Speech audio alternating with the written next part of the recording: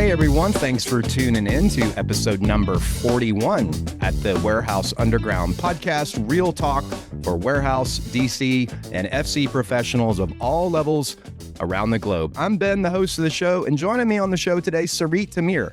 She's the founder and CEO at Seeteria, helping 3PLs and distribution operations reduce idle dock time, improve forklift flow, and eliminate costly dwell time through real-time vision intelligence. So they are in the camera space, a new startup that is doing a lot of cool things with cameras that I think you guys will find very interesting to hear about. So with that, I will bring her onto the stage right now.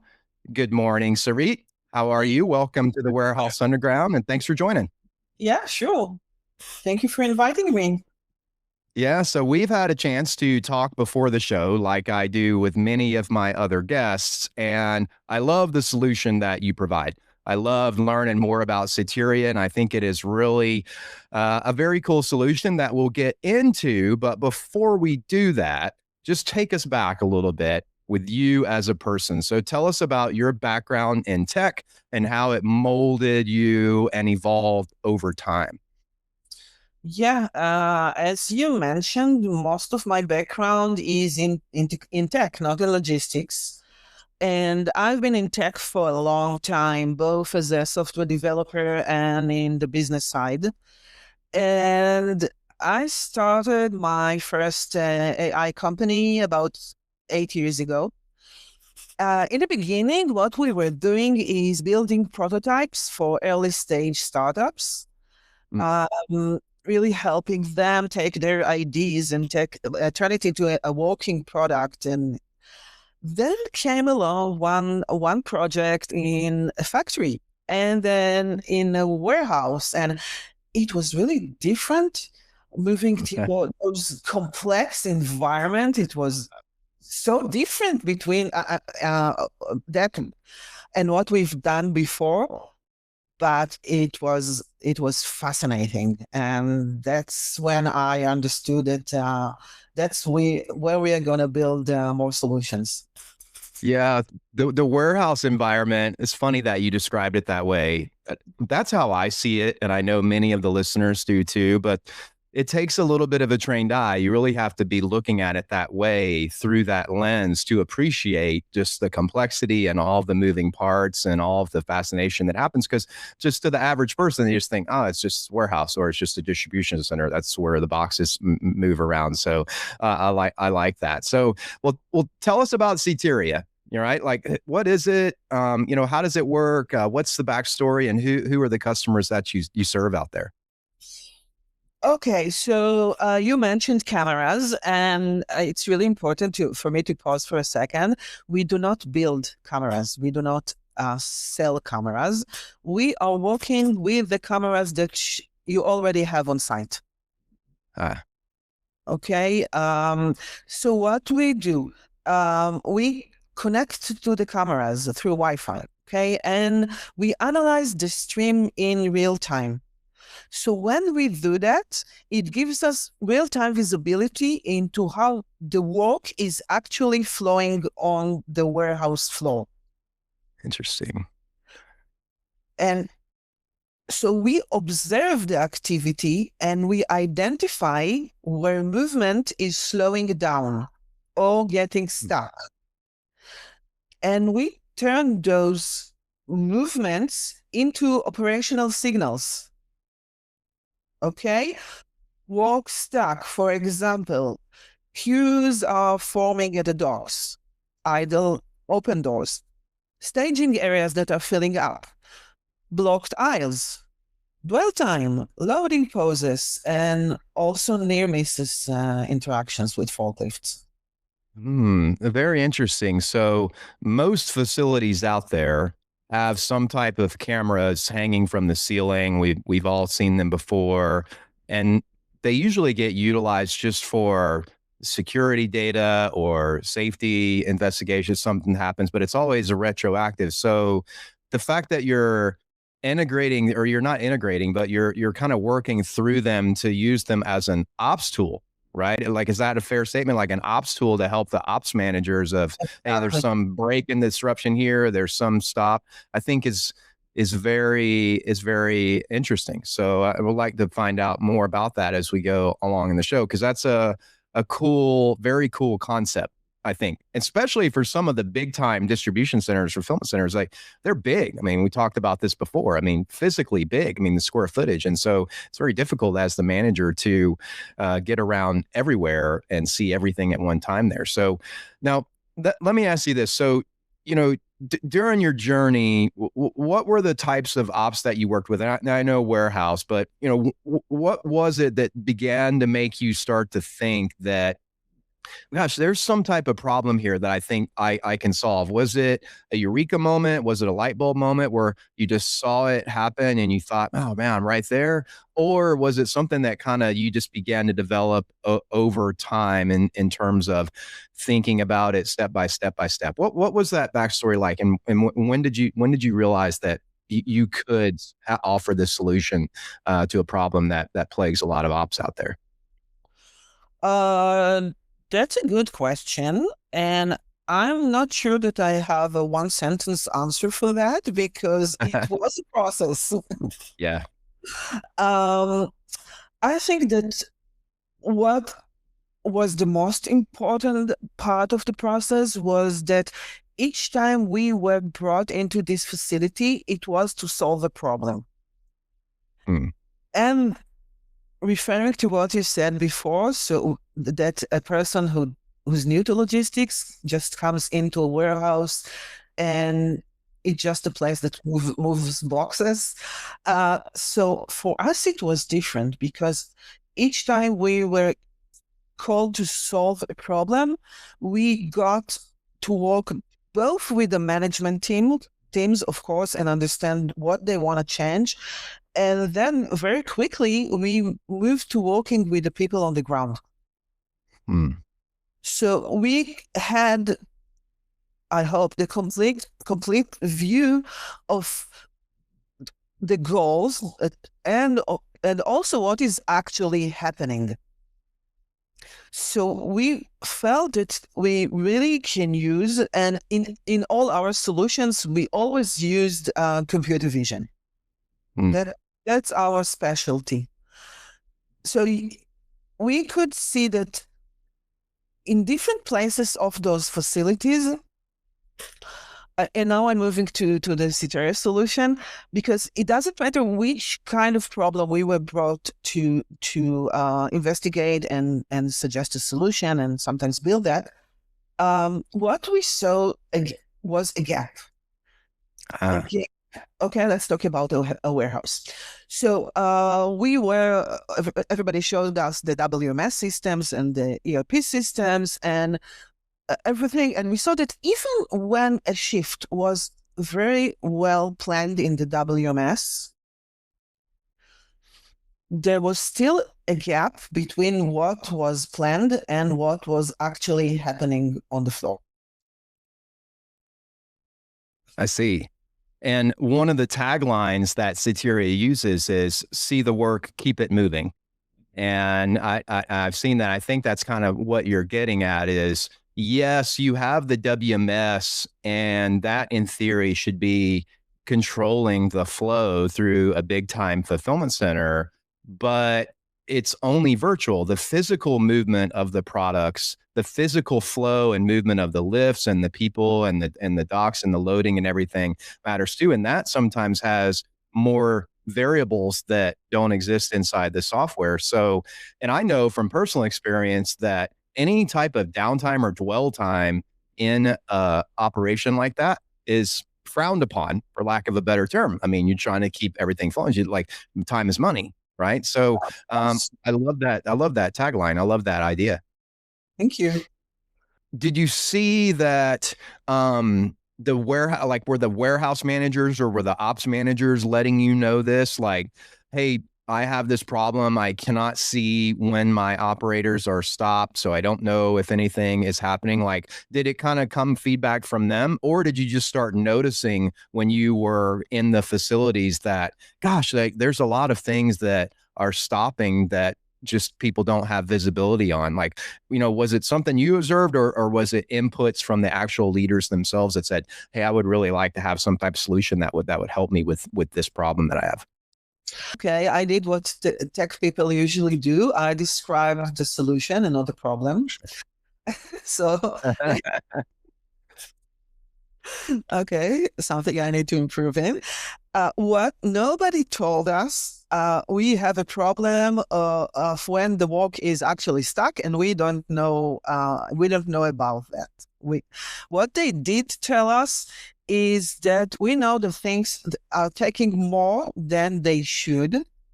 And we know that sometimes it's like random. One task can take on Monday 10 minutes, and the exact same time can take on Wednesday almost double.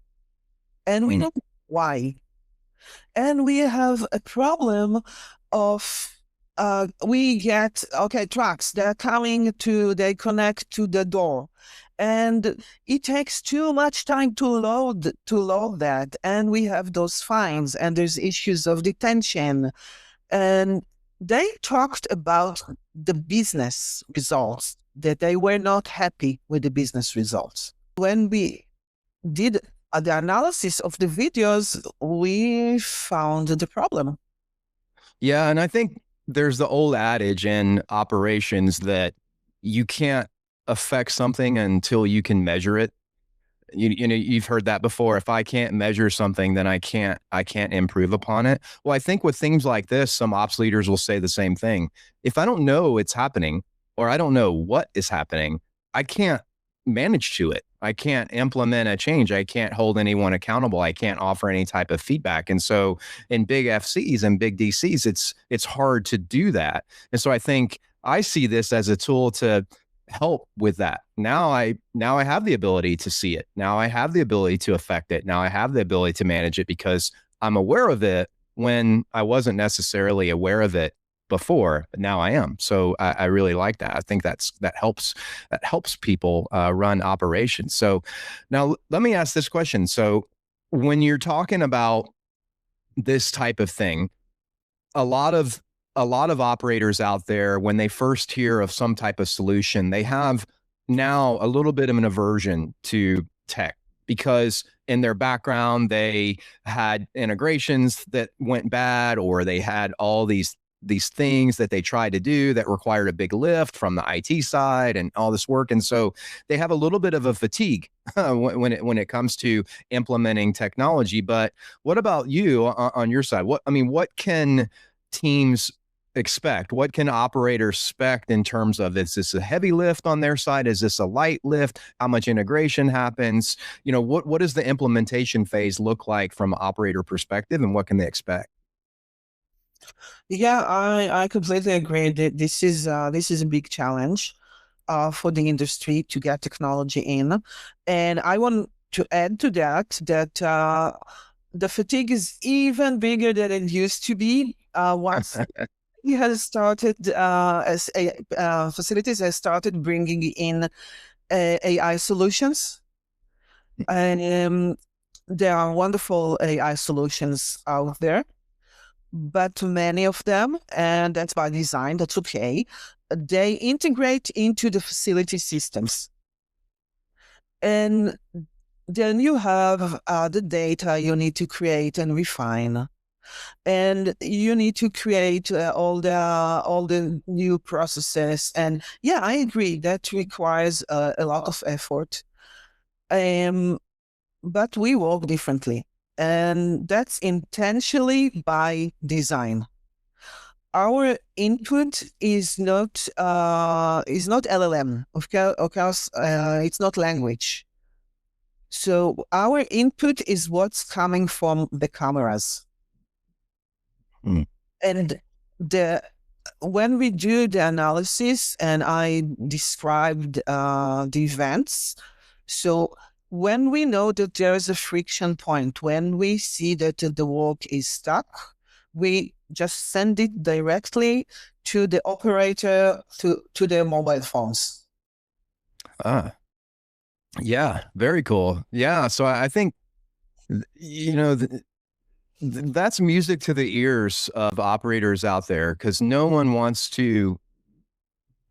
is excited to put their name on something that is this huge integration, this huge lift, because it begins to have a risk to the operation. So in my mind, there's two there's one that this type of solution, this type of software it could help me in the long term, but it also could be a risk to my operation, either over the next month or 2 months or whatever I'm going to be. And then there's a other type that this is just an add-on, right? This is just a force multiplier. This isn't really a risk, because even without this, I'm okay. And I think Seeteria is kind of in that court where this is just going to help me right away. There's not that much downside. There's not that much risk. So I really like that piece of it. As an ops person, I find that very, very appealing, solutions like this. Yeah, that's how we designed it, because we wanted to be really, really simple for a facility to start work with. Because when we come over to start a pilot with you, and we always start with a pilot because it's really important for us to show you as the warehouse manager, to show you the value as quickly as possible. So if I can describe how it goes, so what we need from your IT team is one thing: the Wi-Fi. And they should have that. They give that to guests when they show up on site. Yeah. So why do we need the Wi-Fi? We need the Wi-Fi to connect to the cameras. That's all. Okay. And then we do the analysis, and the hard work is on our side. Okay. We created those algorithms, and we run the algorithms. We identify everything that is needed to give you the information in real time. And sometimes when people hear alerts and notification, they just, okay, I don't want to be like bombarded with a lot of alerts because I need to do my work. So that does not happen. For example, if we see, okay, there's a door, it's open, and there are several pallets sitting over there and no loading activity. Okay, we will keep monitoring that, and we will use a threshold. Let's say once you get the alert, it will say door 12 is sitting idle for 10 minutes, and there are 5 pallets waiting. Okay, you will see that. And it's up for you to decide if, okay, that's fine, I know that, and continue with your other tasks. Or, okay, I need to do something about that. Me, or send over one of my team members. And once the problem is solved, the alert just disappears from your mobile. Okay? Yeah. You took care of that, that's fine. I can go on. Yeah. I like that, because I think, and another point that I could bring up when I think about this is, in theoretical, not theory, but in practicality, it should be, the goal of operations is just flow state all day long, right? Things should be flowing in a distribution world. Things should not be stopped. It should be flow. That's the goal. And so I think the manager's job, the ops leader's job, is to remove as much of the friction impeding that flow for the operators as they can, right? Remove their barriers so that they can just flow and operate. But, if you let the employees know, that's my goal, right? We're trying to remove that friction, but there's a system, Seeteria, that we have that is going to alert me if that flow stopped. I think subconsciously the employees know now that, hey, my job now as an employee is to keep working. Not that I'm being watched all day. It's just the system is there. The ops leaders manage it. So now I know that the flow is expected, right? If there are stoppages in flow, I can anticipate someone come to ask me why. So everyone in there, I think, begins to subconsciously know that that's the expectation, which is fine. That's how it should be. But I think there's some management benefits that come from having a system like this that everybody knows is in the facility and being used. So I like that. Yeah, and we also find that it really lowers the stress Yeah. because currently it's like people feel the team on the floor that they are expected to be everywhere at once. Oh yeah. And the result is that people move a lot. Yep. It can be, I don't know, 6 to 10 miles daily. And sometimes people show you on their smartwatch that's what I did today. So don't, don't be mad at me that I didn't see that in this specific aisle there were two there was a pallet blocking that, and that's why the forklift couldn't get in and do the work. I didn't see that because I was busy somewhere else solving this problem. And nobody, it doesn't matter how many people you have on the ground. Some problems will also always get missed, but Yeah, we did. I did a them, yeah.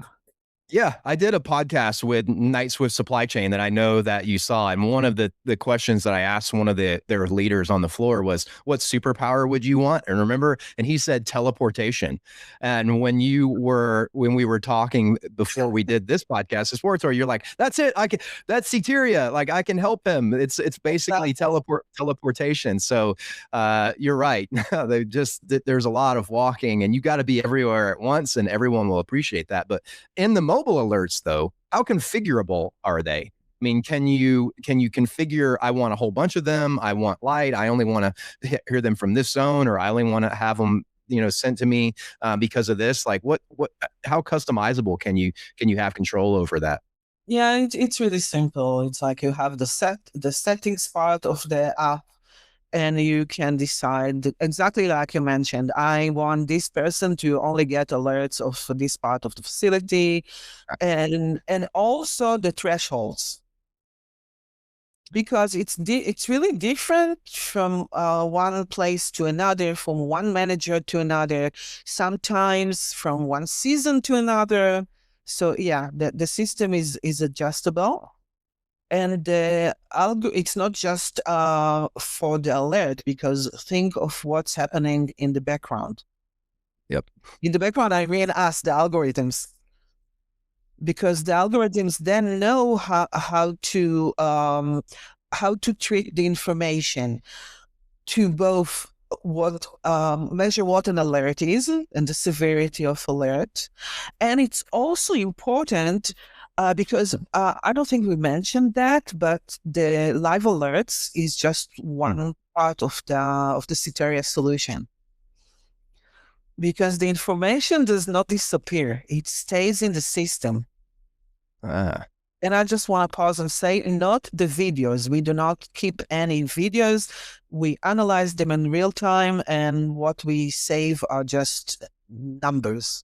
Okay. You as a manager, the shift has ended, and you want to go back and see what were the problems. So you will see exactly all the friction points, what happened in the shift. So you can now go and fix that for the next shift. And in the next one, or 2 weeks later, you will go in and see what was the trend over time, if what you have done actually solved the problem. Okay, we are there to show you ROI. And once you don't have the work being stuck and you can do more, that's a success. Yeah, and it's a little bit of an accountability thing too, because if I'm a ops manager, if I'm a manager out there on the floor, most managers have to create some type of end of shift report at the end of the day before they go home and send out to senior executive or something like that. So like you said, if I had some major bottleneck and I can review that through Seeteria, then I can then include that in my end of shift report. Like I did an analysis of this, I saw it, I figured it out, and here's what we're going to do next time to improve it. Versus, I don't know what happened. Right. We just had a bad day today. So I think it forces another level of accountability and visibility that you would not otherwise have. So very, very cool that way, in that way. Yeah. Sometimes when people hear the word AI, they get all this defensive because they think it's there to replace them. And I look at that completely differently. We talked about the team on the floor and less stress and less fatigue, and we didn't speak about the managers. And just as you mentioned, they have their goals, and once they get all the information available to them, they can be more effective in their job. Yeah. Yeah. Like I did, when I was a manager first started out, the facility that I worked in it has a mezzanine, and you could go up to the mezzanine and overlook all of the inbound operation, and you could just see the parcel receive and all the docks. I mean, it was wide. It was like 100 yards wide. And I remember my ops manager would take me up there sometimes and say, okay, I want you to just spend a little bit of time up here and watch and see how everything flows. See, there's a stop over there. See, there's a stop over there. There's an issue over there. And I was only able to see that when I was up high at an elevated view. When I was down on the floor, managing on the floor, which is good, you didn't have that same perspective. So you're seeing things through a silo, but then when you get up high, you're able to see all, right? You're able to see everything. And so I feel like Seeteria is a little bit like that. It's got an elevated view, it's got a higher view, and can help you kind of point you to where you need to go. Is that a fair way to describe it? Almost like being on a mezzanine looking down a little bit with a bigger perspective, or no? Yeah, I really love that. I'm gonna steal that if that's okay. Yeah. You'll shamelessly. I usually describe it as you have like a bird's eye view of the entire facility. Yeah, and that's exactly that, because think where the cameras are located. They are always high in the ceiling. They are looking down, and they see areas that are much bigger than what a person can see. Yeah. But and in the mezzanine, okay, I like that. In the mezzanine, you see the entire facility, and that's also what the system sees, because for the system, it's not just a single camera. It's like combining all of them. It's a network. Yeah. It's a network, exactly. It's a network. So then come also the aspects of predictions and the ability to connect one problem to another problem. Good solutions like this have many different levels of usage. I mean, there's a lot of different levels of value that you can get out of it. It's not just, oh yeah, and I get an alert because somebody is stopped when they're supposed to be loading a truck because their forklift broke down.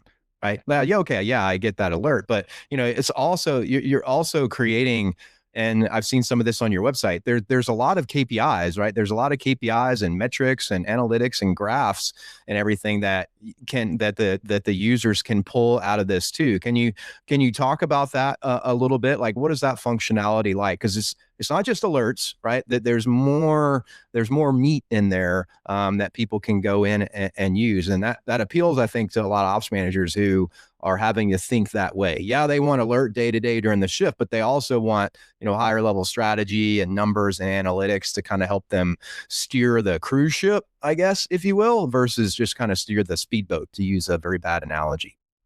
So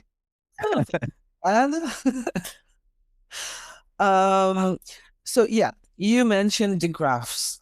Graphs are there to show you a trend. For example, how long does it take to remove an obstacle?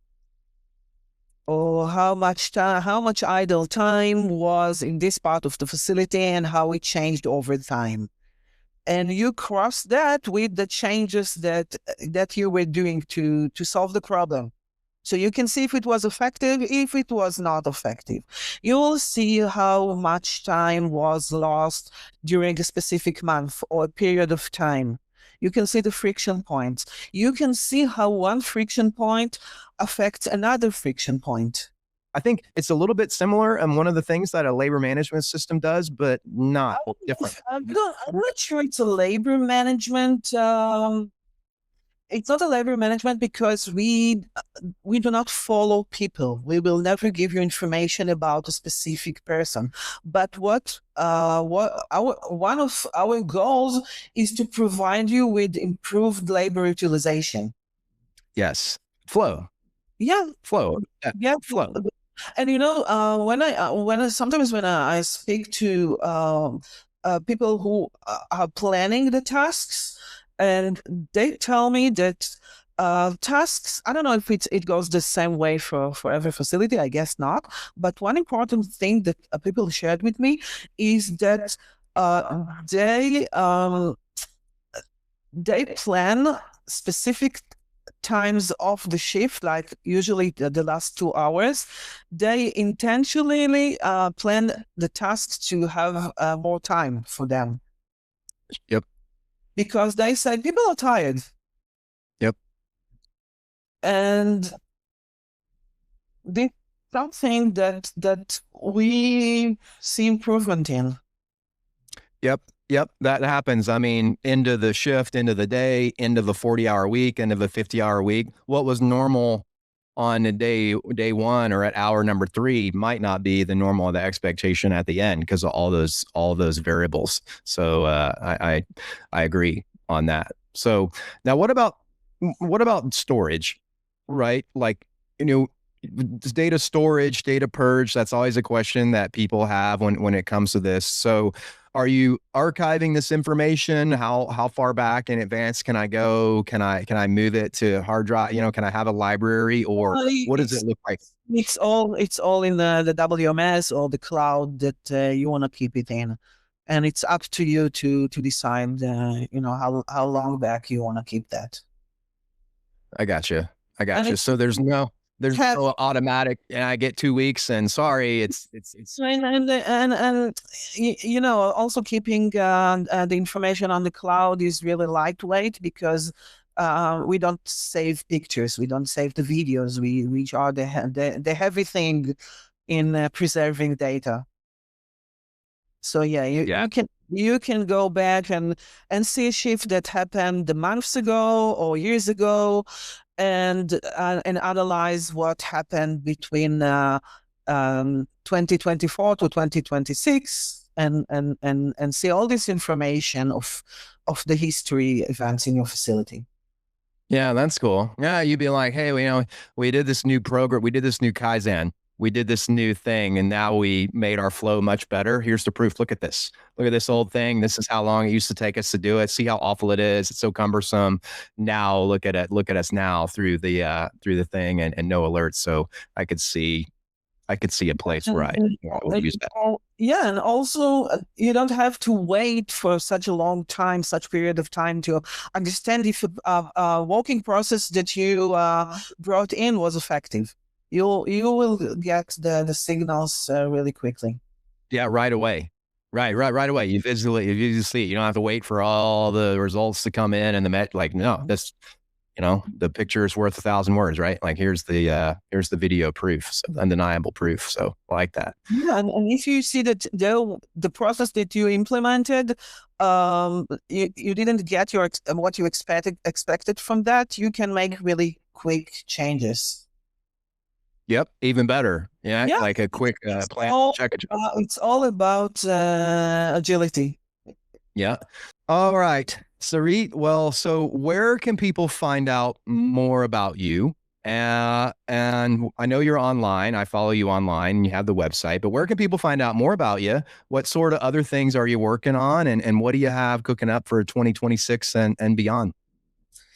So yeah, as you mentioned, I'm really active in LinkedIn. I tell part of the stories of what we are actually doing and building, and When I have new ideas that I really want to share, and it's much longer than a post, I usually create an article for Substack or for Medium, and when I do that, I just post a link to that in a new LinkedIn post. So it would be great to share those ideas with the community.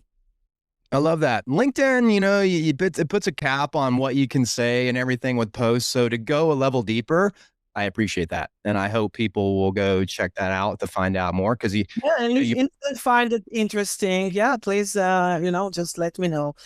And yeah, I'd be happy to discuss Seeteria and get people more information about what we're doing. Absolutely. Well, I will definitely send people your way. If people come my way, I will definitely point them your way. And I hope more people will follow you on LinkedIn and explore more about what you do and check out your articles and your posts. I mean, there's just a lot of good things that you are putting out there and a lot of good value that Seeteria is bringing. So I really appreciate that. And I will do that. Thank you so much. Awesome. You got it. I really appreciate you appearing on the podcast. It was a pleasure to talk with you. And, I wish nothing but the best for you and Seeteria in 2026 and beyond. Yeah, thank you so much for having me. It was a real pleasure talking with you. Yeah, you got it. Bye-bye, Sarit. Bye. All right, guys, that concludes this episode. So check out Sarit Tamir. Seeteria is a cool new solution that can really help you and your ops distribution center, fulfillment center, warehouse out there. So I think you should definitely check that out today. Appreciate her for appearing on the podcast again. As the Warehouse Underground goes, please sign up for the community. We have over 300 members in the community now. Lots of cool things going on there, networking and message boards and live shows, all kinds of cool stuff in there. Check that out. Also, check out the Tiger Team Show, which is the show that I do with my co-host Jordan. It also plays on Apple and Spotify. It is a little bit like this show. Just kidding. It's not like this show at all. It is all about things that are going on in FCs and DCs and warehouses, but with a little bit of wit and humor and sarcastic flavor to it. If you work out there in that world, you will appreciate this show. I guarantee it. As this episode goes, thank you again to Sarit. I will see you guys next week for episode number 42. Thank you. God bless.